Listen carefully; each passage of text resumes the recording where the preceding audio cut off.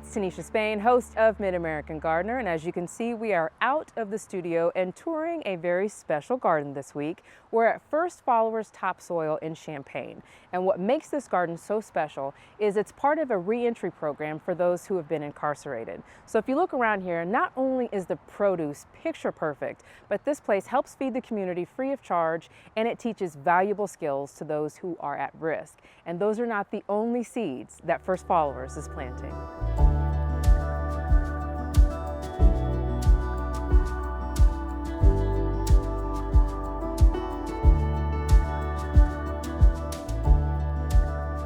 And now I'm joined by the Executive Director of First Followers. This is Mr. Marlon Mitchell. So first of all, tell us a little bit about you and how you came to start all of this. All right, well, first I'll talk about First Followers. So Okay. First Followers, we created that, I founded it in 2015. So we've been going for about a decade now. We've got various programs, but essentially it's a reentry program that services those individuals that have been impacted by the criminal justice system. Many of them returning from incarceration. Then we do have folks that just comes around with, that might have some felony background or some criminal activity on their records. Gotcha. And so what was the idea here? When you founded First Followers, what were you trying to do?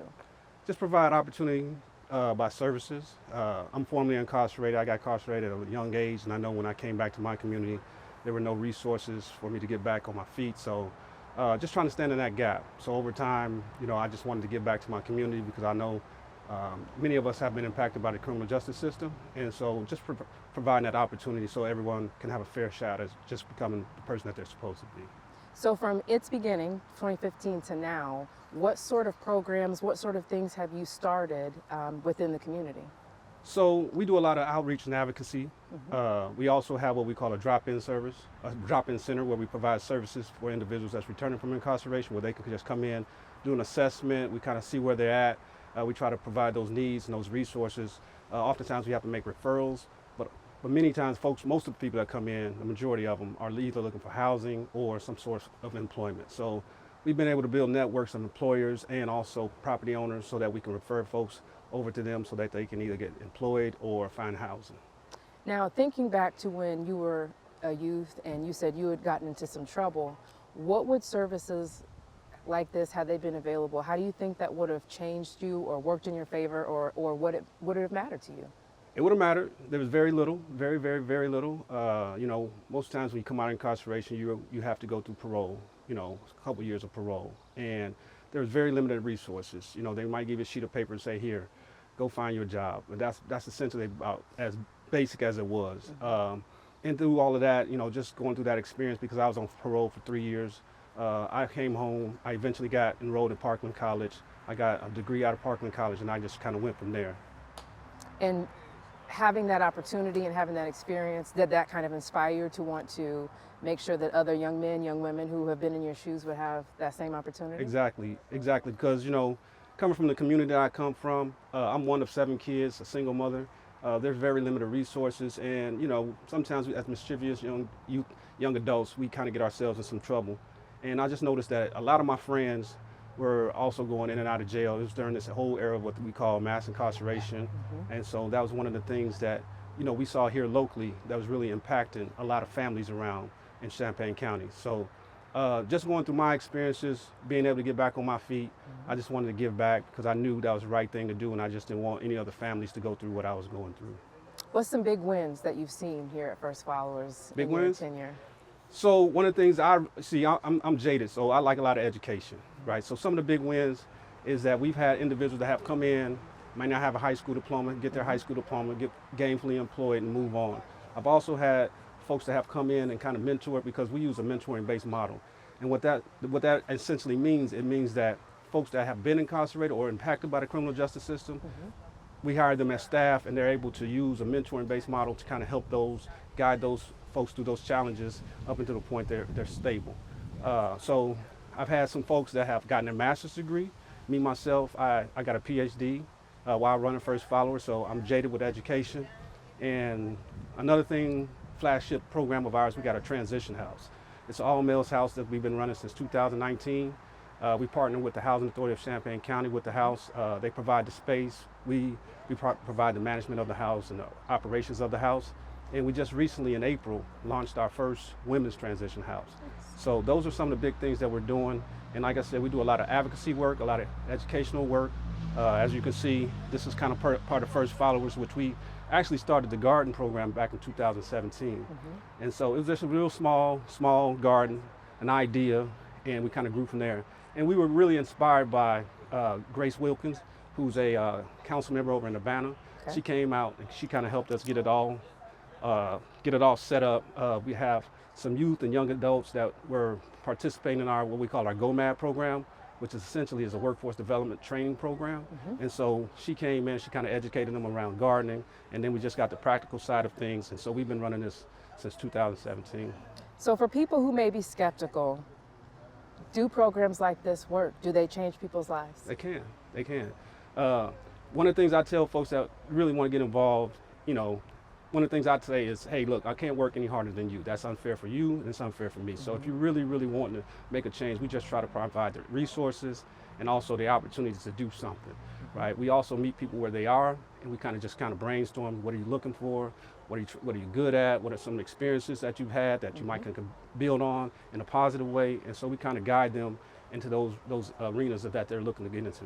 Okay. Now, with regard specifically to the garden, what have you seen with some of the youth or some of the volunteers that come out here? Because, gardening's not for everybody. So have you seen people who've come out here with, not wanting to get involved in the beginning, and then by the end of it, they're into it? Or have you just seen people kind of change as they've worked in the garden? So there's a range. Like you said, it's not for everybody, but it's one of those things that I like to see it's kind of therapeutic, right? Because you can come out, be one with nature, and then you're also learning different things.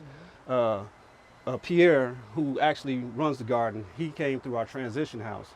And so when he came through our transition house, he was living there, and then, when the weather had broke, he had told me that he had some experience with horticulture when he was incarcerated. So we introduced him to the garden, and this was always something that we wanted to do, was kind of build out, right? Because it wasn't for everybody, because, you have folks come in, they come, they go. But Pierre has really grabbed it by the reins, and he's really grown it.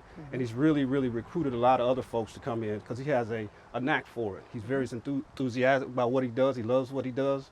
And sometimes I have to kind of rein him in, because he has these big ideas, but it's all great, because eventually we're going to get there.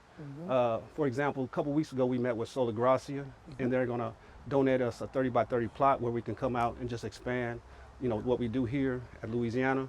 But we're just looking to just keep growing this thing.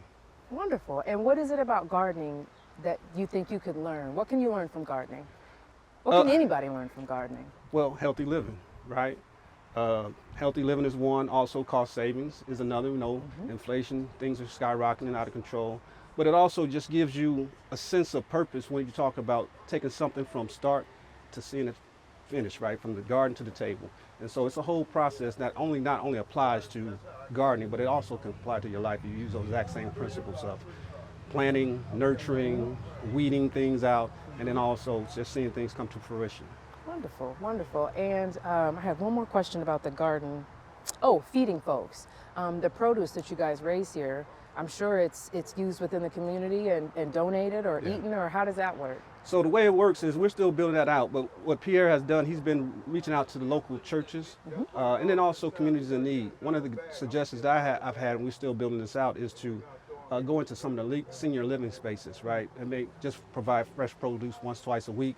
And then we even might get into the part of going out to the Urbana farmers market at some point, and just putting produce out there, maybe even selling it so that we could recoup some of those sales to kind of keep things rolling. Because oftentimes we're just working out of grant funds, and we all know that kind of ebbs and flows. Sure. So. Now, if someone's watching this and they are inspired and they say, wow, I want to help, what kind of help can the community offer First Followers? Well, we got a website, firstfollowersreentry.com. You can go in there and read a lot about what we do. We got a lot of different programs, but here with the gardening program, they can just reach out through email, and we'll connect them with Pierre. And like I said, he's always out in the community trying to recruit, trying to educate, and also just giving back to what he has been, his passion is, just giving it back to the community. Okay. Is there anything that I did not ask you that you would like to mention or think is important or want people to know? I mean, this is a community-based project, right? The whole concept of the reentry program, it lays on our motto says build community through reentry. So that's why we do a lot of outreach. That's why we do a lot of advocacy, because, you know, being formerly incarcerated or being impacted by the criminal justice system, there's a stigma attached to that, Sure. right? There's a social stigma attached to that. And so what we're trying to do is bring a different narrative to our resources or our services and the things that we do, just to put a positive light on, you know, the mistakes that we made in the past, that, you know, just giving back to what, you know, where we want to go. All right, thank you very much. And now we're gonna go find Pierre and find out where he's at in the garden. All right, thank you.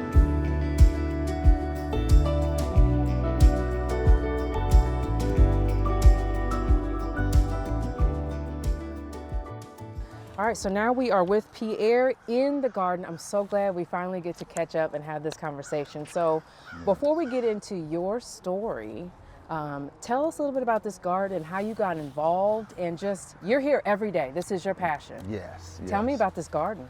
Well, I started this garden back in 23 after my incarceration for 29 years. And I was doing a little garden while I was incarcerated a couple of times. And my grandma, she lived in Michigan, and I picked it up from her. Now, I started my own garden and with a program through First Followers, where I came home to, and they gave me the opportunity to help the community in doing the garden. And so I just came out here and just fell in love with it and helping the community. To me, it's all about helping community and healing the community through garden. Now talk a little bit about, you know, this is your passion, this is your purpose. You said you feel spirit-led when you're out here. How important was this program to your success following incarceration? Well, I needed to heal from my past, and I had to find my niche, what bring me comfort. And because when I came home, I had a lot of anxiety, and I needed something to calm me down, to find patience. And I come out here and by myself sometimes a lot, even at night or whatever, and it brings me peace of mind, and that's how I fell in love doing it. I fell in love because I know the purpose is for the community, and it takes a community to build a community, and we are the community. So I want to feed people at no cost and show them that it's good to be able to plant your own vegetables and herbs. It's a financial saving, and if I can teach, we running a program through 3 different organizations like Dream and Solar Glaciers. We finna start gardening out there too. It should be later this week, and I'm teaching men and women 18 to 24 to be able to learn how to garden. And not only that, they'll get paid for doing it. And so if I can teach them to be able to garden and bring stuff to the table to help their family, and being able, when that hard-working mother come home, and that person, they can be able to cook for their mother and relieve the burden and talk about what they done planted and grew, that's building the community. Reach one, teach one. And then we got some young men out here that's a part of the program. Young men that's not on the street, that me teaching them, and they getting paid for it, and a money saver. That's a win-win. Now, aside from coming out and getting paid, what are these young men gaining from spending time with you out here in this garden? First of all, I tell them where I come from, my story, my life, and letting them know they don't have to be in the streets.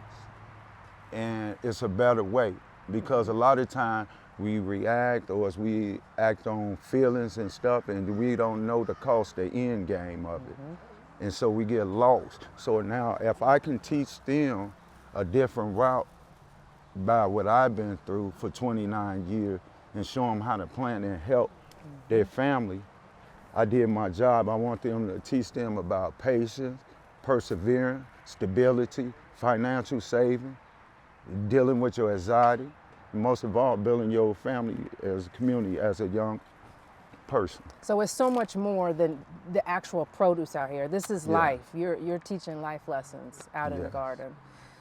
Tell me a little bit more about how it's grown since you have become part of the program, because it wasn't always this big, right? No. You've grown this out. Yes.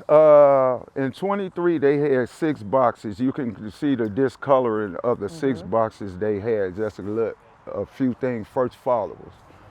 Now, before I finish, I wanted to let you know the name of the garden. First Followers Topsoil. First Followers Topsoil. First Followers Topsoil. Okay. We had 6 boxes. Now, last year I built it out, me and my assistant, to 19 boxes.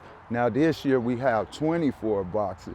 And I got a little bit of everything in each box squeezed together because it's only so much space here I can work with. But the more I can plant, the more the community I can feed. Now And your that's a blessing. volunteers, when they Yeah. come out here, what sorts of jobs do you have them doing? I have them helping me weed. I have them helping me pick, and just make sure we keep up with the maintenance of it. Just to see the beauty of it, and yeah, and it's free to anyone that want to come out, and you can volunteer as well, whoever. Now, at the end of the day, you know, because I work in a garden too, you're dirty, you're tired, you're sweaty, your back's hurting, but there's still this big sense of satisfaction at the end of the day. Talk a little bit about that. When you get ready to close up and you pick the weeds and you kind of just look at this space for the last time of the day, what goes through your mind?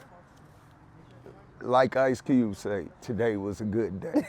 Because I know the sense of purpose now. Now is the time in the season that we need to learn how to grow our own food because how the politicians, things going on of that nature. So if you can feed yourself at no expense, but getting out and do the work is a process, and being able to do that, and then when I'm done, I know that family gonna appreciate me bringing them some food, some vegetables and stuff. So knowing that, that's satisfying to me. Now, when you hand over that bag of produce and you hand that to somebody's family or you hand that to a senior citizen, what's that like for you? It just brings a smile to my face when they see it of no cost, knowing it's gonna save them some money. It just brings joy. It's like, it's a feeling that I can't explain, but I can't explain it now because it's so joyous, even talking about it. Now, for these men and women that you guys work with, this is like a critical component of, for some kids, this is their first exposure. They didn't have this growing up. They didn't have, you know, they didn't go to grandma and grandpa's and pick in the garden. So what's that like to come in as they're teenagers and maybe after they've already experienced incarceration or issues with the legal system? Do you find it difficult to engage them at that point? Is it harder to reach them because they've already been through some things? No, you know why? It'd be easier because I tell my story because I once was them. I had to start off somewhere and I was just like them. But I know what it is to be incarcerated, and it's not only you incarcerating your family, and then even the victims or whoever it is. And so if I can get a gun out of a kid's hand and put a vegetable in his hand, that's win-win. So I get my enjoyment out of it. We got young men here now that want to come off the streets and want us to do something different. And just that right there makes me happy to be able to teach them that and get that gun out of their hand and put a vegetable in their hand that is positive.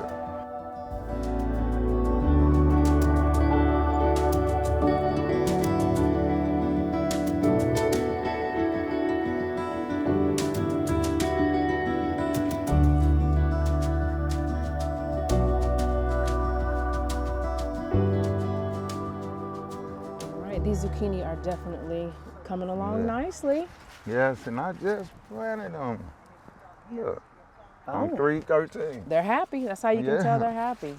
So, you know, you shared a little bit that you have your own backstory and struggle that you come from. Tell us a little bit about that and kind of how that led you to who and where you are today. Well, I grew up in Chicago on a near northwest side. And like they always say, people, places, and things can determine your future if you ain't careful.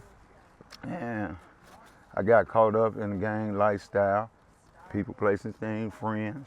You know, how that went is it's easy to get caught up. You might be walking down the wrong street, somebody jump on you just thinking you're in the gang, and then it's some of your friends that you might have went to school with. Now it's a little retaliation. Oh, they might in the gang, but you ain't. But now it's like, oh, we did this for you. Come on. When I'm in trouble, you help me. And so that's basically how I got Getting caught up. Get caught up, being people, places, and things. Nothing in the neighborhood going. No type of jobs really, low-paying jobs.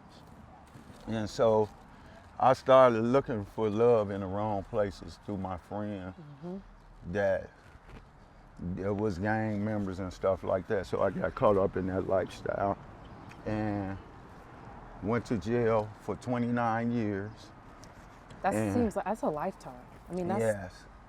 So you were gardening actually while you were incarcerated, right? A couple, Was it through just a couple. program or? No, it was just something they was just trying to do something to see what they can do, and we didn't eat the vegetables or none. But well, we ate them, but it wasn't distributed to individuals that was incarcerated. It was more like for the police and stuff like that, and whoever worked in the garden.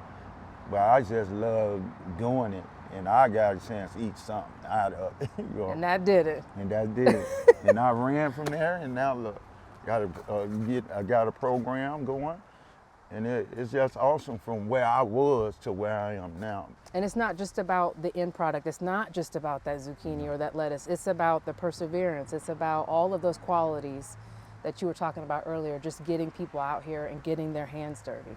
And one of the main things as well is the health benefits from it. You know what's going in your body. All this, majority of this, 99% is organic. And the other 1% because I don't know what it was when I took over at the time. But you know what's going in your body. It's not hating on Walmart, but this is organic and it benefits you all the way around aboard. My blood pressure, it used to be high. It's low now. And it was coming eating healthy, fresh vegetables. And I love it. And if I can get a kid to eat some fresh vegetables or an adult that don't eat it, that's a win-win.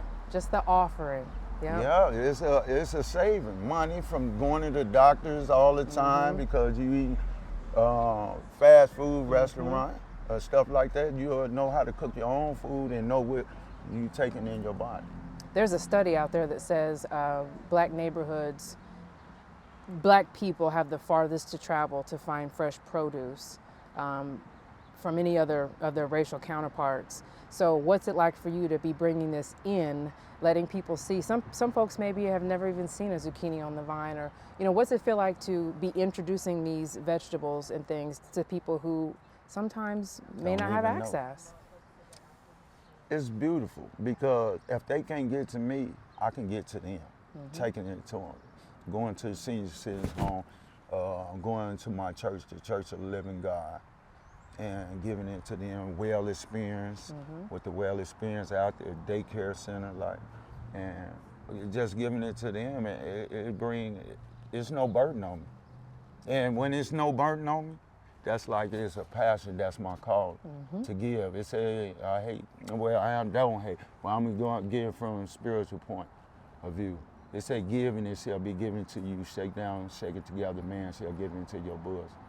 And if I can give into other people's bosom, young people, it's an overflow, and it's beautiful.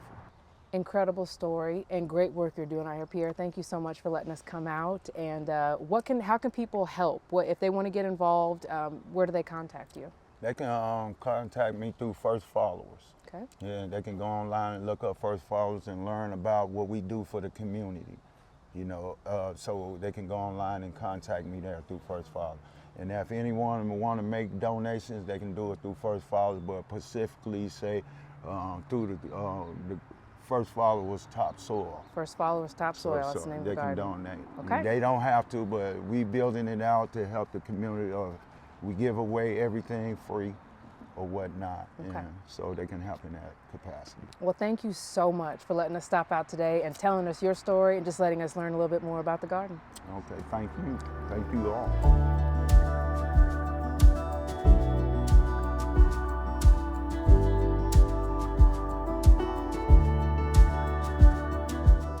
And that is the show for this week. Thank you so much for joining us. And we just learned that First Followers will be adding 2 more community gardens this year, so we're very excited to see what grows there. If you'd like to learn more about First Followers and a little bit more about their organization or what they do, you can visit them online at firstfollowersreentry.com. If you've got questions for us, you can send them in to yourgarden@gmail.com or search for us on socials. Just look for Mid-American Gardener. Thanks again for watching, and we will see you next time. Good night.